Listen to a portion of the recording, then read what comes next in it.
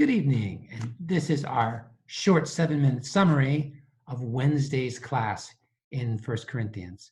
So what we'll do first is hop over to the Bible, and we're going to look at the actual passage, which is, we're looking at both chapter 9, but we start in chapter 8, and I already have it highlighted here. Remember chapter 8, the problem that we're dealing with in chapter 8 is the fact that Christians who are more knowledgeable are not afraid to eat meat that's been sacrificed to idols. And so they're actually going to idol temples, maybe for a civic meal, and they're eating there. And Christians who come from an idolatrous background, they see these other Christians doing this, and they're like, oh my gosh, that's like worshiping idols. And they're tempted to do it because they've always depended upon the power of idols, and they think, what should I do? So Paul says to the Christians who know that idols are nothing, the ones who know it, he says this in verse 9, be careful that this right of yours in no way becomes a stumbling block to the weak. So I totally understand this. If a person grew up believing that idols have power, and now you're a Christian and you say, oh, well, I can eat in an idol's temple. Well, used to be when you ate in the idol's temple, you did it to get the power from the idol. So why wouldn't you be doing that now? So Christians shouldn't do that if it bothers their conscience. An idol's nothing. There's only one God in the world.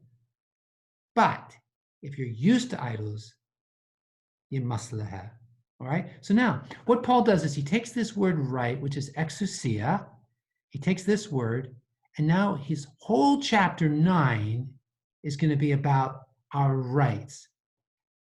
He starts off by saying that as an apostle, he has a right to be married, but he and Barnabas have not been married because it enhances their gospel ministry.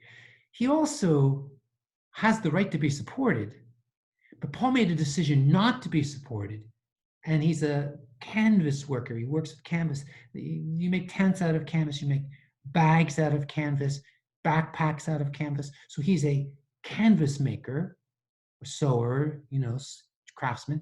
And he does that specifically because he says he doesn't want to do anything that's going to hinder the gospel.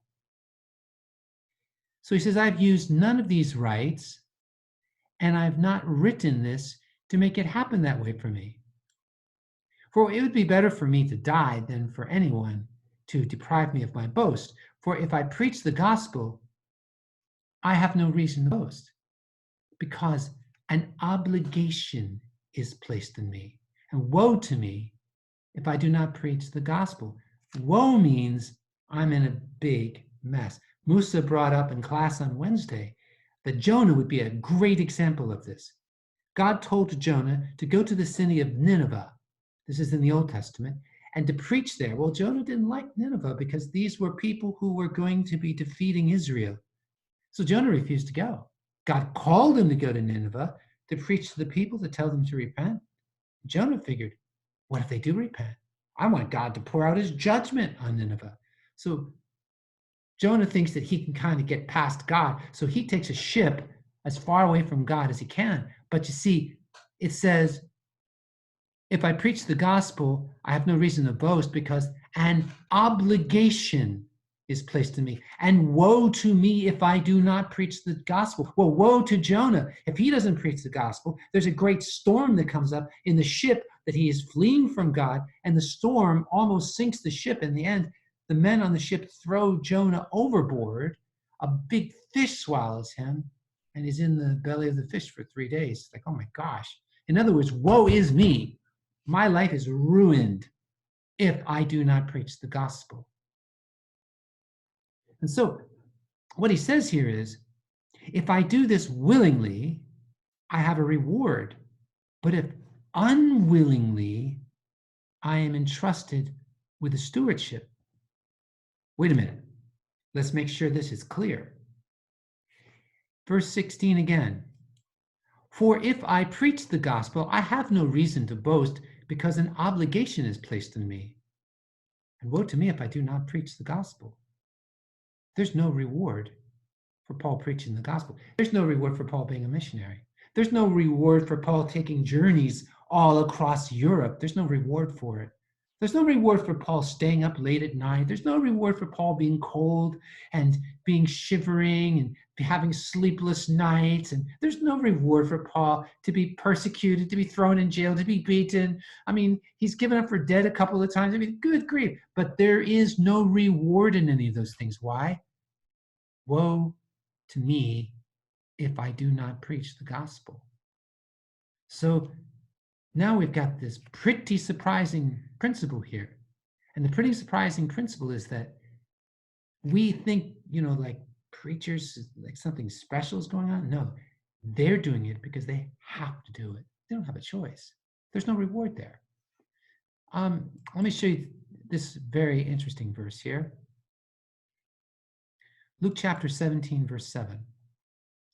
Which one of you, up here, having a slave tending sheep or plowing, will say to him when he comes in from the field, "Come at once and sit down to eat"? So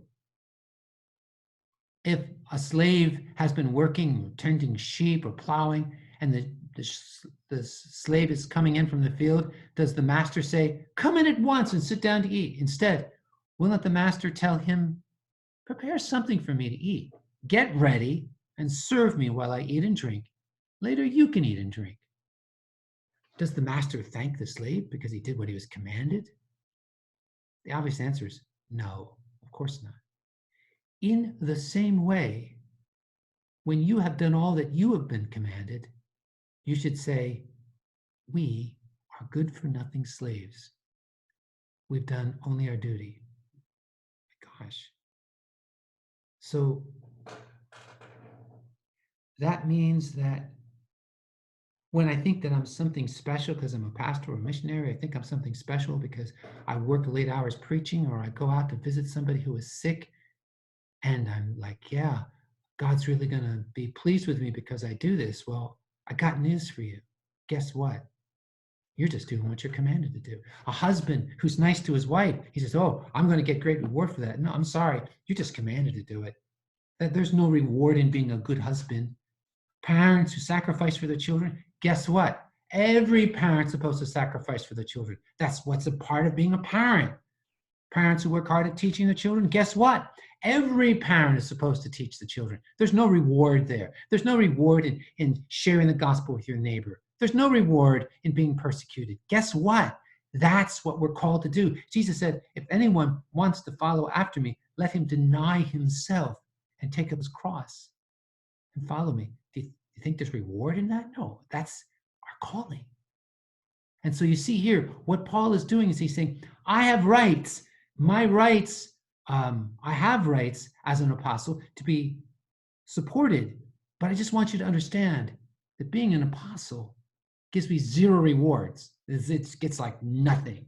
It's just doing what I was commanded to do. And when he says, "Woe is me," he's just think of Jonah. Woe is Jonah. If Jonah does not preach the gospel, he's end up going to be in a ship in the middle of a storm. He's going to be thrown into the water. He's going to be swallowed by a fish, inside the fish for 3 days. I don't think that sounds like a very good existence. Just do what God called you to do, but don't be proud of it because there's no reward in it. Okay, so that's where we are. That was Wednesday's discussion. And obviously we don't have class on Friday, and I'll talk to you later.